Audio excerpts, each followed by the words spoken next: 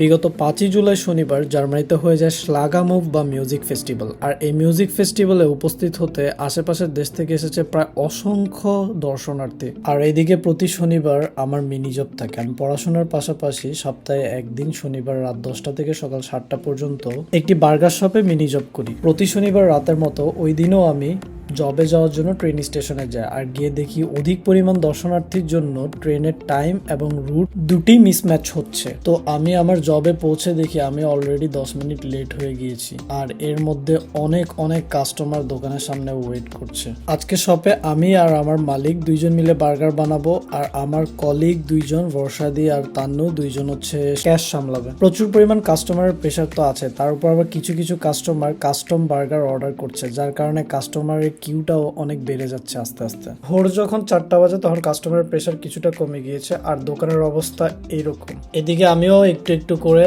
আশপাশটা ক্লিন করা শুরু করলাম। অতিরিক্ত কাস্টমার প্রেশারের কারণে দোকানের ভিতরে এবং বাইরে দুই জায়গাতেই সেম অবস্থা। আমি দোকানের বাইরেটাও হালকা করে ঝাড়ু দিয়ে দিলাম। দেখতে দেখতে ভোর 6টা বেজে গেল, আমাদের দোকানও অফ হয়ে গেল, আর কোনো বেচাকেনা হবে না। এবার হচ্ছে ধোয়াধুয়ির পালা। এইদিকে আমাদের বস আজকে সারা রাতের ইনকাম গুনতেছে, প্লাস আমাদের টিপসও। বাই দ্য ওয়ে, কাজের সময় আমরা এতই ব্যস্ত থাকি যে একজন আরেকজনের সাথে মজা করতে পারি না, তাই কাজ শেষে আমি অবশ্যই আমার কলিগদের সাথে অনেক মজা করি। প্রতিদিন কাজের শেষে প্রতিদিনের টিপস ভাগাভাগি করে দেওয়া হয় সবাইকে। আজকে একজন এমপ্লয়ি বেশি ছিল, and after the whole cleaning আমি আমার বস এবং কলিগদের থেকে বিদায় নিয়ে নিই।